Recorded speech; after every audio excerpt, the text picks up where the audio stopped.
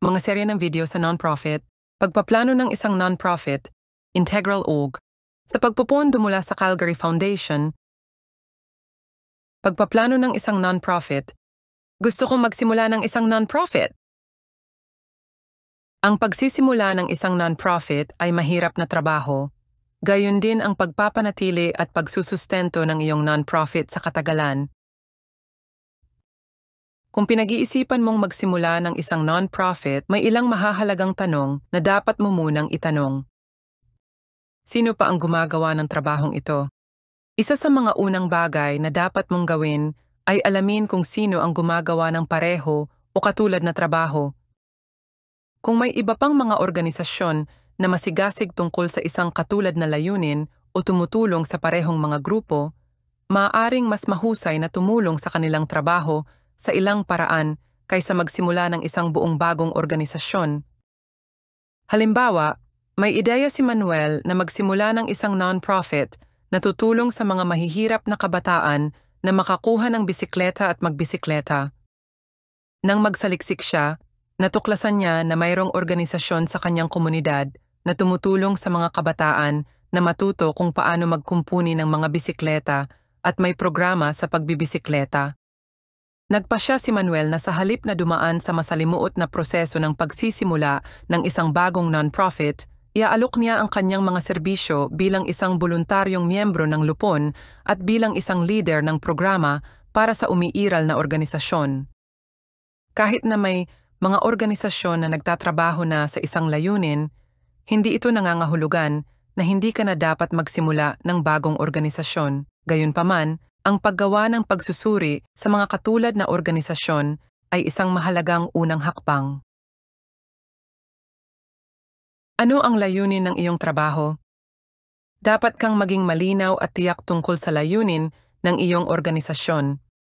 Maging tiyak dahil ang layuning ito ay magpapabatid sa misyon at pananaw ng organisasyon. Ang iyong misyon at pananaw ay mga pahayag na gagabay sa iyong trabaho bilang isang non-profit na organisasyon. Halimbawa, isaalang-alang, ano ang gusto mong pagtuunan ng pansin ng iyong trabaho? Sining, hayop, serbisyong panlipunan, ang kapaligiran, adbokasya, pananaliksik. Sino? Sino ang pagsisilbihan ng iyong non-profit? Mga nakatatanda? Tututukan mo ba ang lahat ng nakatatanda o ang mga nakatatanda lamang na mababa ang kita? Hayop? Tutulungan mo ba ang lahat ng hayop o mga malalaking lahi ng aso lamang? Saan totoo ng iyong non-profit? Isang bayan, rehiyon, lalawigan, bansa. Ano ang magiging hitsura ng iyong trabaho? Ano sa palagay mo ang iyong mga magiging aktibidad? Ang mga aktibidad ay mga bagay na ginagawa mo upang makamit ang iyong layunin. Kabilang sa mga halimbawa ng mga aktibidad ang pag-aalok ng mga programa, pagbibigay ng serbisyo, pagho-host ng mga kaganapan, pagpapataas ng kamalayan, pagtataguyod para sa mga pagbabago sa patakaran. Saan magaganap ang mga aktibidad na ito? Isang pisikal na espasyo, online? Sino ang tutulong sa pagsasakatuparan ng mga aktibidad? Mga voluntaryo? Binabayarang tauhan? Sino ang magiging lupon ng mga direktor? Saan manggagaling ang pera? Ang mga non-profit ay nangangailangan ng pera upang punduhan ang kanilang mga aktibidad. Maaaring kailanganin din nilang bayaran ang kanilang mga empleyado. Ang mga non-profit ay karaniwang tumatanggap ng pera sa ilang iba't ibang paraan, gaya ng mula sa gobyerno, mga regalo at grant, at nakuhang kita. Tulad ng anumang organisasyon, dapat mong maingat na pag-isipan kung saan manggagaling ang pera para punduhan ang iyong mga aktibidad. Bago simulan ang isang organisasyon, dapat kang magsaliksik upang maunawaan kung gaano karaming pera ang kailangan para punduhan ang iyong mga aktibidad at kung may mga mapagkukunan ng pondo para sa iyong trabaho.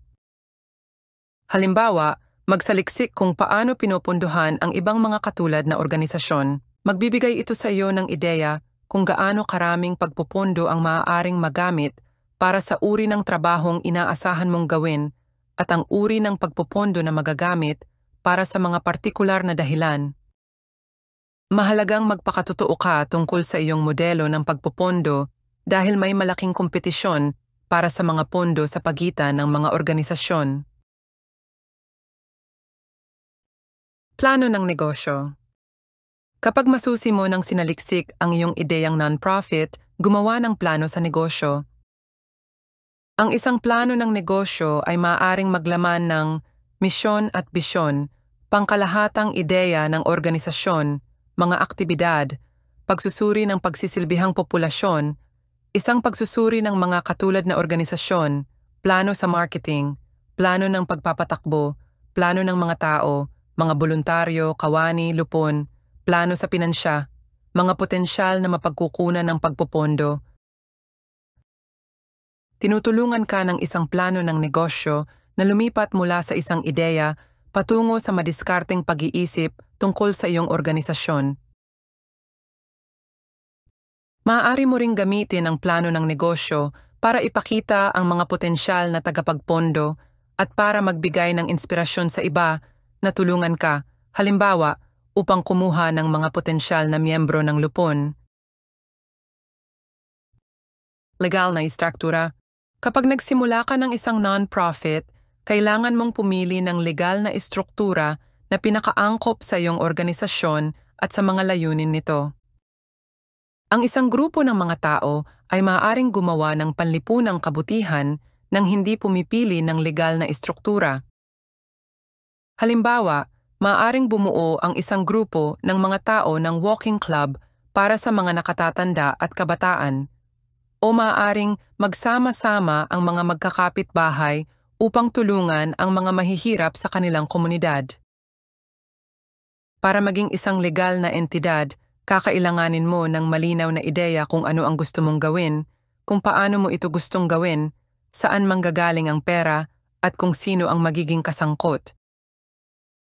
Ang mga sagot sa mga tanong na ito ay makakaimpluwensya sa kung anong uri ng batas sa non-profit ang pinakaangkop. Bago mo gawing legal na kinikilalang organisasyon ang iyong ideya, inirerekomenda namin na kumonsulta ka sa profesional na legal na tagapayo dahil komplikado ang batas. Nag-aalok ang Integral Org ng libreng serbisyo na tinatawag na legal na klinika. Sa isang legal na klinika, maaari kang kumonekta sa isang abogado na maaaring magbigay ng mga ideya tungkol sa pinakamahusay na legal na istruktura para sa iyong non-profit na ideya. Upang ayusin ang isang klinika, bisitahin ang website ng Integral Org sa www.integralorg.ca. Maaaring gustuhin mo ring tingnan ang Social Enterprise Toolkit ng Integral Org na makakatulong sa iyong magpasya sa isang legal na istruktura. Para sa higit pang impormasyon tungkol sa mga non-profit, panoorin ang aming mga video tungkol sa lupon ng mga direktor ng non-profit at pagtatatag ng iyong unang lupon ng mga direktor. Ang misyon ng Integral Org, ang pag-unlad, paglago at pagtamo ng mga non-profit ng Alberta. Narito kami para tumulong. Tawagan kami sa 403 910 72 79